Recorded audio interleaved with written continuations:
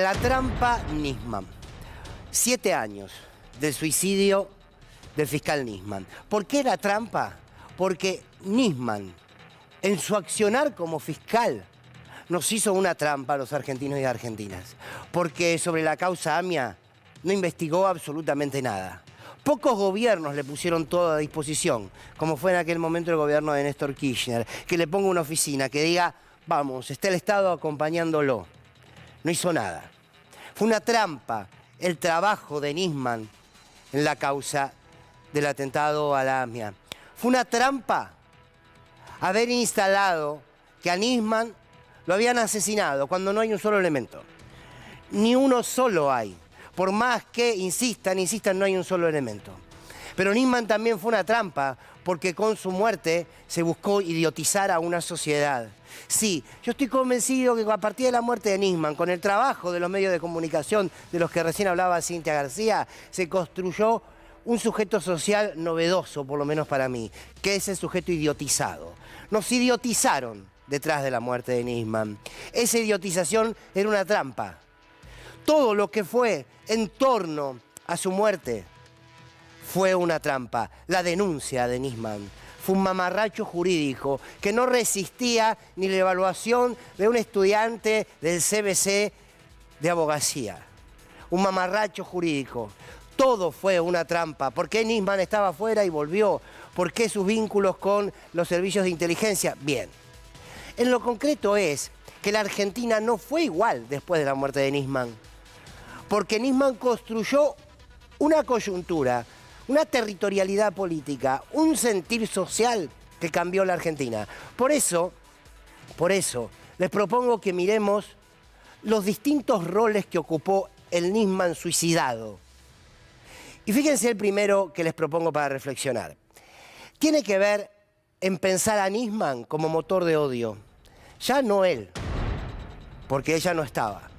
Sino a partir de esa denuncia y a partir del suicidio, los medios de comunicación, el poder dominante a través de los medios de comunicación, comienzan a multiplicar la idea del enemigo interno. Había que indulgarle algo más a la entonces presidenta Cristina Kirchner. Ya la habían acusado de chorra, ya la habían acusado de bipolar, ya la habían acusado de soberbia, ya la habían acusado de autoritaria, ya la habían acusado de que se había robado todo. Había que decir que ahora era asesina. Y claro, y lo instalaron en los medios de comunicación. Y lanzaron el motor del odio, porque el odio, ¿saben qué? El odio ordena socialmente. Algunos dirán, no, desordena, no. Pero ordena e idiotiza detrás de un enemigo que construyeron. Esa Argentina de los días en que Nisman se suicida, hace 7 años atrás, era una Argentina que multiplicaba un discurso desde el poder dominante. Y ese discurso era, tenemos una democracia que está en riesgo porque hay un fiscal que iba a denunciar a la presidenta, la denunció en un canal de televisión y cuando iba al Congreso lo asesinaron. Esa Argentina vivíamos, ¿eh?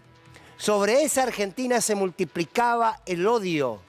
¿Cómo no ibas a sentir bronca? ¿Cómo no ibas a sentir, sobre todo aquel idiotizado, aquel desinformado? ¿Cómo no iba a creer en una historia casi armada de principio a final? Entonces, el suicidio de Nisman fue el comienzo para profundizar el motor del odio. Pero también, Nisman fue la construcción de un nuevo relato social. El relato social que se generó en torno a Nisman fue esa maldita frase, mentirosa además, del todos somos Nisman. Cuando uno encuentra esos carteles y los recuerda, dice, todos somos Nisman. ¿Qué significaba ser Nisman? Alguno de los que llevaba esos carteles se preguntó qué significaba ser Nisman. El yo soy un fiscal que estafó al Estado y que no investigó una causa como el atentado a la AMIA. ¿Qué era yo ser Nisman? Yo soy Nisman significaba yo odio al gobierno que había en aquel momento. ¿Qué significaba el todos somos Nisman?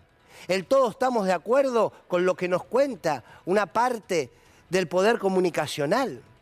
Miren, cuando se instala un todos somos alguien, lo primero que hay que pensar es quién lo instala. Y a priori decir, bueno, ese alguien no somos. Porque si hay algo que no éramos y no somos los argentinos de a pie, el laburante, hombre, mujer honesto, es precisamente Nisman. Pero ¿cuál era la lógica del relato que se quería instalar? Era que todos nos sintamos que lo que le pasó a Nisman nos podía pasar a nosotros, porque estábamos frente a un gobierno que era capaz de matar, y era mentira.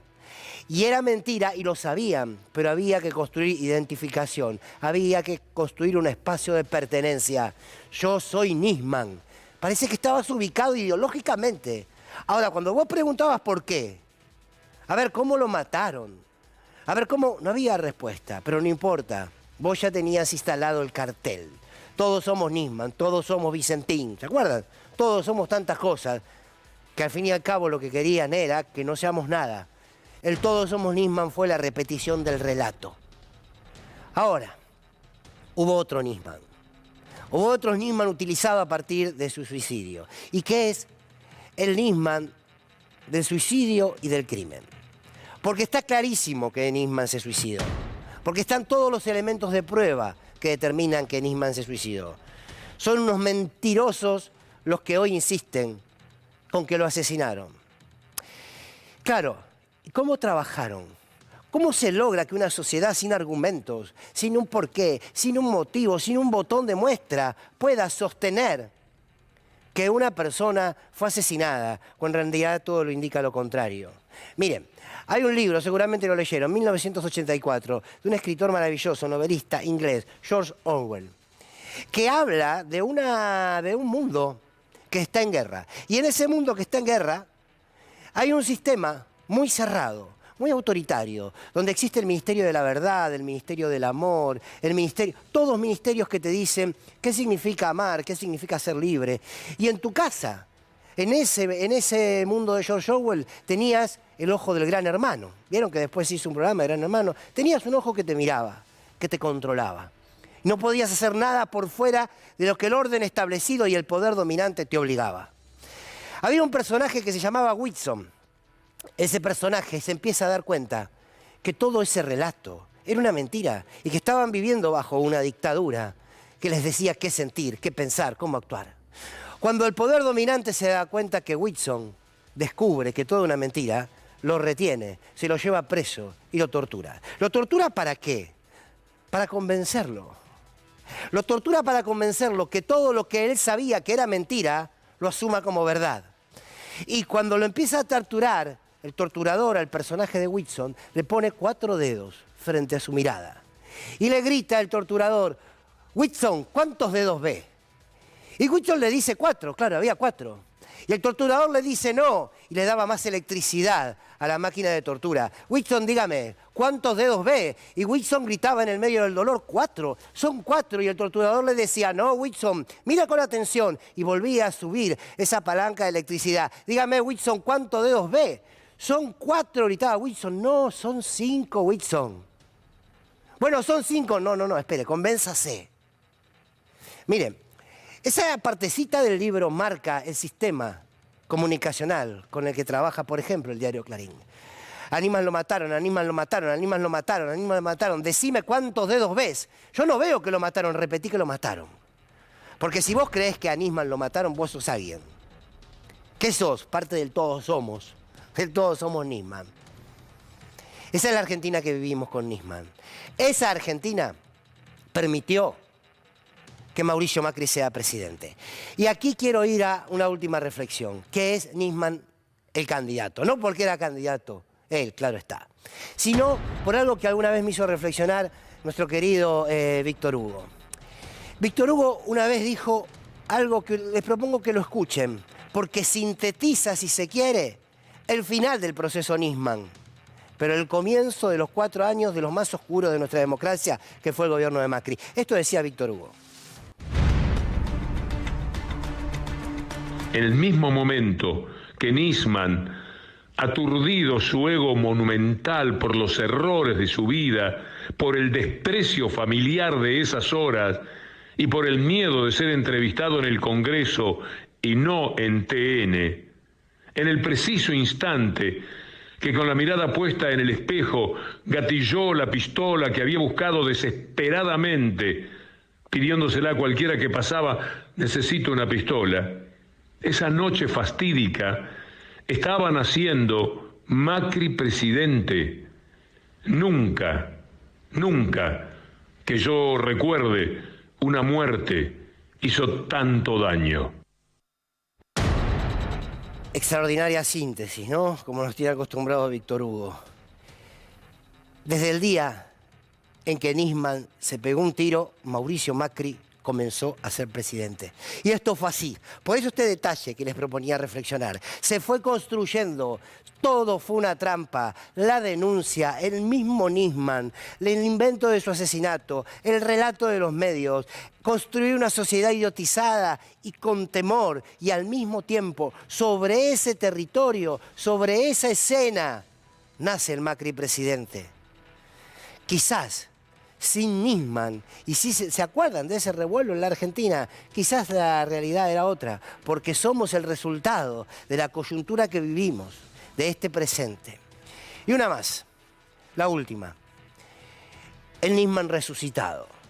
Nisman resucitó cuantas veces lo necesitó, antes el oficialismo, hoy la oposición. Mientras el gobierno de Mauricio Macri endeudaba a los argentinos en 100 años, nos endeudaba con el fondo, recortaba derechos, perseguía, todo lo que ya conocemos porque lo hemos sufrido. Cada vez que había que tapar algo aparecía Nisman y aparecía Gendarmería manejada por Patricia Bullrich a decir, en el baño de Nisman había como 500 personas que lo mataron, no tienen cómo probar que entró una. Pero claro, parece que a Gendarmería le hizo un canje por la desaparición de Santiago Maldonado. Pero fíjense esta nota de Bullrich, fiscal Nisman. Ni 7 ni 1000 años taparán el crimen. ¿Qué crimen, Bullrich? Alberto Nisman es asesinado a cada instante, en cada reiteración del rumbo hacia el mundo de tinieblas que el gobierno elige, transita, promueve y ratifica. Ha muerto asesinado el fiscal Nisman. Es una herida que sangra en cada rincón de la conciencia de sus asesinos y un compromiso de memoria para la Argentina. Uno quiere decirle a Patricia Bullrich, señora Bullrich, Nisman no es asesinado a cada instante. Nisman es resucitado a cada instante, precisamente por mujeres como usted y la gente de su partido, que lo necesita reavivar. ¿Para qué? Revivir, para revivir el odio, para revivir la mentira, para sostener esa mentira. Miren, hoy Ricardo López Murphy, hace 7 años un fiscal fue asesinado. ¿No hay una prueba? Muestren las pruebas. Solo unos días antes había denunciado a Cristina Kirchner y la firma del memorándum con Irán. Memorándum con Irán es un chiste toda la denuncia que se hace alrededor del memorándum con Irán.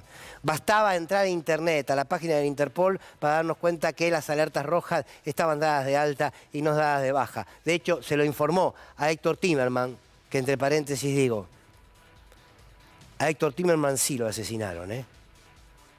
A él sí. A él sí lo dejaron morirse detrás de toda esta mentira. Bueno, López Murphy, qué sé yo. María Eugenia Vidal, a 7 años del asesinato del fiscal Nisman, sus familiares, amigos y la sociedad argentina toda, seguimos exigiendo justicia, prohibido Vidal. Y Fernando Iglesias, en el mismo sentido, dice que el gobierno es el principal sospechoso. A ver, cuando pasa el tiempo, a veces el tiempo ayuda a pensar y a pensarnos. ¿Qué significó Nisman? Hay más, creo que no vale la pena porque todos dicen lo mismo. Pinedo, Larreta. Bien, lo que está claro es que Nisman fue el hombre que le dio vida política a la derecha, mintiendo en una causa contra Cristina Kirchner, pero al mismo tiempo le dio vida a una maquinaria de multiplicar el odio en la sociedad, de idiotizar a la sociedad y de alguna manera de sumergirnos en una oscuridad, sí. Eran tiempos oscuros, generados por los mismos que ahora descubrimos, ¿no?, a la luz de todos, lo que son. 7 años de una de las mentiras más grandes que hemos vivido como sociedad. 7 años en que un fiscal se suicidó por presiones de un poder que difícilmente podamos visibilizar a diario. Vamos a hablar